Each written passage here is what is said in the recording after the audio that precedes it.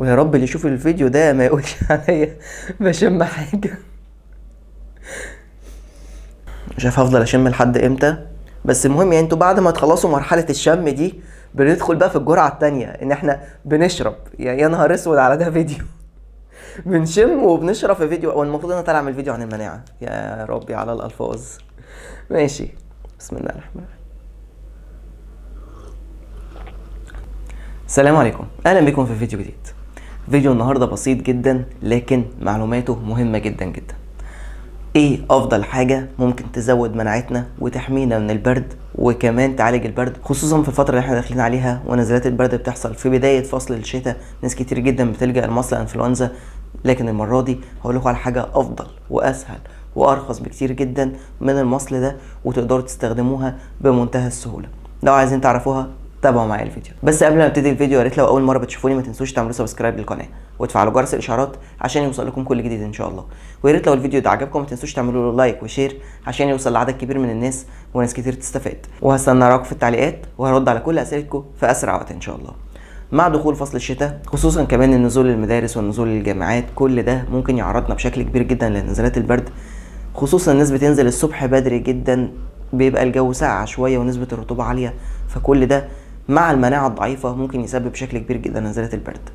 مش عايزين نلجأ لأدوية كتير، ومش عايزين نلجأ لحاجات صعبة كتير وحقن ومواصلات والكلام ده كله. تعالوا نتكلم عن أكياس سحرية هتساعد بشكل كبير جدا في زيادة قدرة جهاز المناعة ورفع المناعة بشكل كبير جدا، وكمان الحماية من نزلات البرد وعلاج نزلات البرد. وهي أكياس بنادول كولد اند فلو.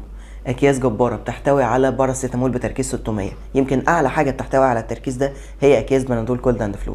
كمان بتحتوي على الفينايل افرين ممتاز جدا، وكمان فيها خلاصه الليمون والمنتول وكمان عسل النحل ممتازه جدا، هتساعد بشكل كبير جدا في رفع كفاءه جهاز المناعه، وهتساعد في الحفاظ على الجسم من نزلات البرد بشكل كبير جدا. غير ان هي الشخص المصاب بنزلات البرد يقدر يستخدمها، هتعالج بشكل كبير جدا ارتفاع درجات الحراره، كمان علاج نزلات البرد، كمان الام الجسم او وجع الجسم المصاحبه لنزلات البرد.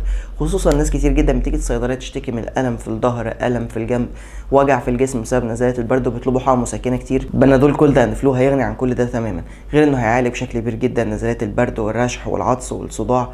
كل ده هينتهي تماما مع ارتفاع درجات الحراره. كل ده هيساعد بنادول كولد اند فلو في علاجه تماما. وكمان ممكن تستخدموه بشكل كبير جدا لتفتيح الشعب الهوائيه وكمان زياده النفس. ناس كتير جدا بتصاب مع نزلات البرد في ضيق في النفس وعدم كفاءة الشعب الهوائية بشكل كبير جدا، وده مع زيادة الكحة وضيق النفس بشكل كبير جدا. الأكياس دي ممكن تستخدموها بشكل كبير جدا لتفتيح الشعب الهوائية وزيادة النفس بشكل كبير جدا عن طريق الاستنشاق. هي مش أكياس بس بتتشرب، دي كمان بتستخدم للاستنشاق.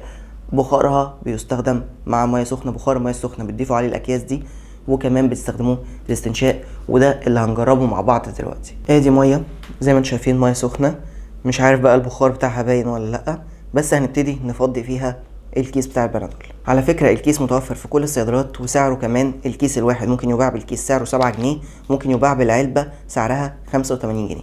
ده شكل الكيس. هنبتدي نفتحه ونفضيه على الميه زي ما انتم شايفين كده.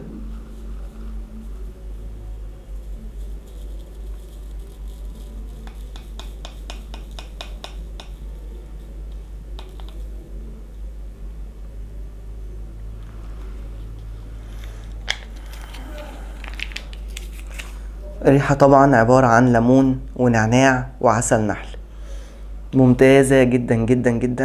انا على فكرة من الناس اللي بتعاني اصلا من التهابات في الجيوب الانفية بشكل كبير جدا، فيعتبر بالنسبة لي ممتاز جدا. بتبتدوا تستنشقوا البخار بالشكل ده، ويا رب اللي يشوف الفيديو ده ما يقولش عليا بشم حاجة. زي ما انتم شايفين بالشكل ده بتبتدوا تستنشقوا البخار. ريحته جميلة جدا جدا جدا بخلاصة الليمون والنعناع وعسل النحل، ومميز جدا جدا. وعلى فكرة نتيجته سريعة. انا بدأت احس هنا الاغشية المخاطية بدأت في عملية الانقباض والانبساط، وفعلا بيبتدي يفتح النفس بشكل كبير جدا عن طريق الانف وعن طريق الصدر. مش عارف هفضل اشم لحد امتى، بس المهم يعني انتوا بعد ما تخلصوا مرحلة الشم دي بندخل بقى في الجرعة التانية ان احنا بنشرب. يا نهار اسود على ده فيديو. بنشم وبنشرب في فيديو، والمفروض انا طالع اعمل فيديو عن المناعة. يا ربي على الالفاظ. ماشي، بسم الله الرحمن الرحيم. طعمه كمان جميل جدا جدا، زي ما قلت لكم طعم العسل فيه والليمون ممتاز بصراحه. سيب لي حب. بصور يا ماما، سيب لي حبه ايه، هو عيد ميلاد؟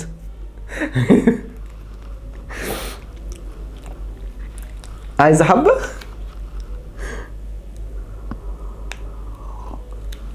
هات حب. تعالي اتفضلي. شكرا. طب ممكن اكمل تصوير وتاخديه؟ هكمل تصوير وخديه. بس ما تخلصوش. حاضر حاضر.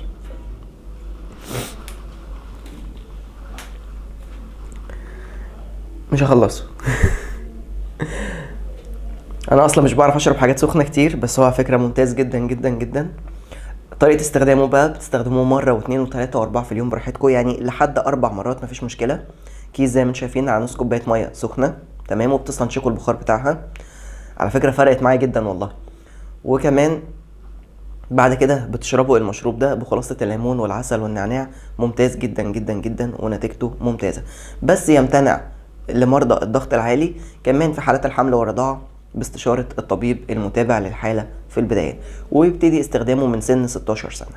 لكن غير كده ملوش اي اضرار وملوش اي اثار جانبية على الاطلاق. لحد كده الفيديو خلص، دمتم يا رب بألف صحة وبألف عافية. يا ريت لو الفيديو عجبكم ما تنسوش تعملوا له لايك وشير عشان يوصل لعدد كبير من الناس وناس كتير تستفاد. ولو لسه مشتركتش في القناة انزلوا حالا اعملوا سبسكرايب للقناة وافعلوا جرس الاشعارات عشان يوصل لكم كل جديد ان شاء الله. شكرا واشوفكم في فيديو جديد. السلام عليكم.